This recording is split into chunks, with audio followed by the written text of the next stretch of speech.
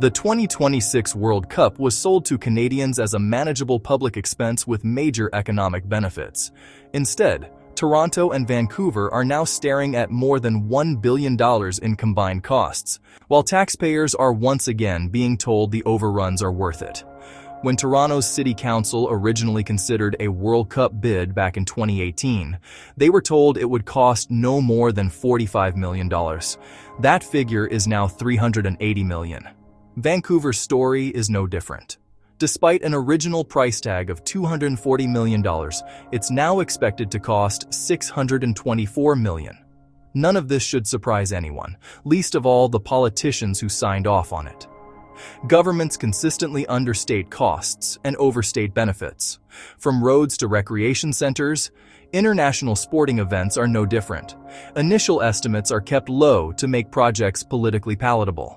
Then, once the commitment is made, costs escalate and budgets bloat. That isn't bad luck. That's government. Costs have gotten so out of hand that the federal government, having already committed $220 million to support the tournament, recently announced another $145 million plus a further $100 million for impacted federal departments. That's on top of what Ontario and British Columbia have already kicked in. All told, what was supposed to cost a few $100 million has metastasized into more than $1 billion in public spending. If FIFA came to Canada, covered its own costs, and ran its operation like any other private event organizer, that would be one thing. But that's not the arrangement. Host countries are expected to foot the bill, promise that tourists will flood in, hotels will fill up, restaurants will overflow, and GDP will surge. The historical record shows those promises of economic invigoration are consistently, embarrassingly wrong. Before the 1994 World Cup, U.S. host cities were promised a $4 billion economic boost. Instead, they ended up with losses between $5.5 billion and $9.3 billion. South Africa spent $6 billion on the 2010 tournament, notwithstanding a $650 million budget. It generated revenues of $513 million despite projections of $900 million. Brazil paid $15 billion to host the 2014 edition, promising huge economic gains, only to experience negative economic growth in the years that followed. Yes, restaurants will be busy and hotels will fill, but that doesn't make the country any better off. Much of that spending is money that would have been spent anyway elsewhere in the economy, and none of it comes close to justifying a $1 billion public outlay. This raises the question, why do politicians keep agreeing to host these events? The answer has less to do with economics than with optics. Hosting an international tournament comes with its fair share of political perks.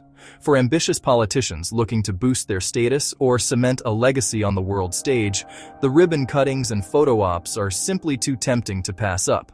Of course, if they actually wanted a legacy, they could start with the basics: homes people can afford, transit that actually runs, communities that are safe to live in. Yet somehow, despite these long-standing issues, which governments have failed to address, they still manage to find a $1 billion budget for their political vanity project. And make no mistake about who is actually paying for this. Every Canadian taxpayer, including those who will never attend a game, is subsidizing an event that primarily benefits FIFA and its corporate sponsors, the hospitality industry in 2 specific Canadian cities, and the affluent who can afford $1,000 tickets to watch 90 minutes of soccer in the middle of a workday. There are few more regressive uses of public money than that, but with kickoff weeks away, there's no stopping it now. All we can do is remember exactly how we got here: politicians who couldn't resist the spotlight, governments that couldn't stay on budget, and a public too swept up in the excitement to worry about the bill. Please like, share, and subscribe if you appreciate this content.